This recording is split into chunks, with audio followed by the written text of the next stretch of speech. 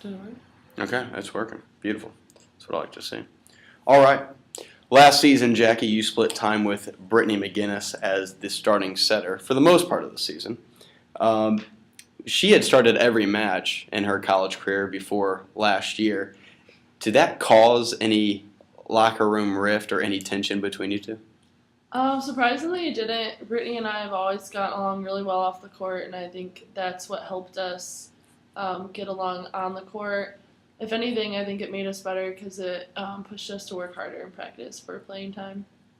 Now, you tore your ACL towards the end of last year, but not a lot of people know exactly what happened. So, can you walk us through the events of that practice where the ACL was torn?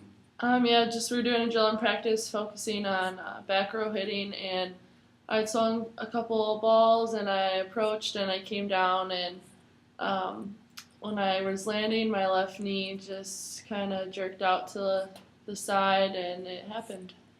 You didn't land on a ball or on somebody else's foot? No, nothing was around me. It was really just kind of like a freak thing. Just the second my foot touched the ground, my knee went out.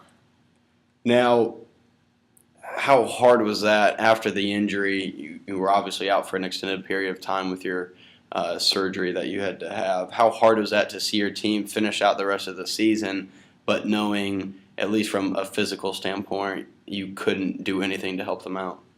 I think it was even worse the fact that I couldn't do anything because at least if I weren't playing when I was healthy, like I knew that I had the opportunity to make a difference. But being hurt, you just felt really helpless watching them struggle because there's only like so much I could do to help them. What is slash was your rehab process like for the knee? Well, after surgery, I started rehab like just several days later, just working on like your range of motion at first, and then it shifted to working on strength, and I'm still working on that, and now I work on speed and agility as well. How much longer until you are 100% ready to go? I mean, the goal obviously is to be 100% by August, but the doctors say you won't fully regain strength for up to a year after the surgery. So, what will you do over the summer away from the team to continue not only to rehab but prepare for playing next year? I'm going to continue working out in the weight room weekly and do a lot of speed and agility drills, and on top of that, do my rehab exercises to continue to stay healthy and strong. You'll be the starting setter next year coming into the season. Are you prepared to be the quarterback of this team and to lead this team to hopefully as good as a season as possible? Yeah, I'm prepared. I think gotten a good amount of experience my first 2 years, and Steve has made it clear what he expects of me as a player and a leader for this team. So I'm excited to take that role on. Do you enjoy the process, or not the process, but the pressure of really not everything is the setter's fault if something goes wrong, but there is definitely a pressure of being the quarterback, quote unquote, of this team. Do you like that?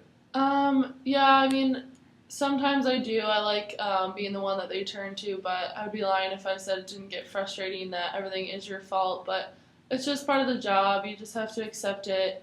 And in the end, I do like being the one that makes a lot of decisions. Can you handle the pressure? I can. That's what I would like to hear. Now, what are next season a lot tougher of a schedule than you've had the previous 2 years that you've been here at least? And obviously that's because Coach Shondell as well as the athletic department here thinks that you guys can definitely handle a tougher schedule. What are the team goals for next year, given that you've got a really good team, but it's going to be a tough non-conference schedule?